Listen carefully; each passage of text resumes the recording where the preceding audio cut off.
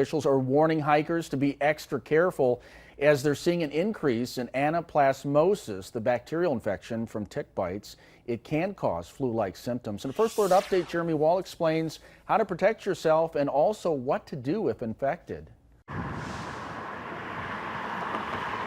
Susan Johnson is an avid hiker.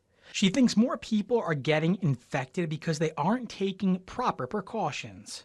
There's a lot of people who aren't aware that this is an issue, so they probably aren't paying close enough attention.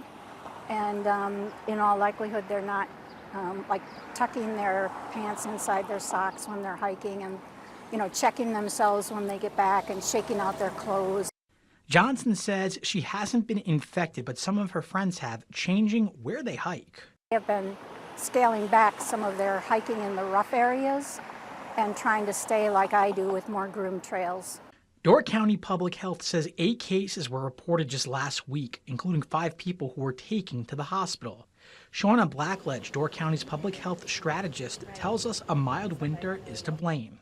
There's just not that deep freeze in the winter that we maybe historically have seen, and so better breeding grounds, and they've just been prevalent. According to Blackledge, the number of hospitalizations from tick bites is an unusual amount, and while they see infections regularly, the number of cases is higher than normal. Normally people might get sick and just deal with it and see a physician, but the fact that people are being admitted to the hospital because they are feeling that poorly from this is just a little more than we're used to seeing. She encourages anyone going hiking to wear bug spray, cover your ankles, wear light clothing, and most importantly, check all over your body. Really checking behind your ears, on your scalp, any of those hidden places a tick might hide.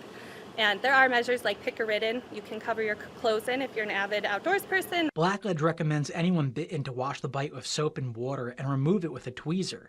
She suggests not burning the bite as that can release the toxins back into you. And watch for symptoms. Just because you get a tick bite doesn't mean you need to rush to the hospital, but watch for symptoms like fever or rash and report that to your doctor. In Sturgeon Bay, Jeremy Wall, Action 2 News.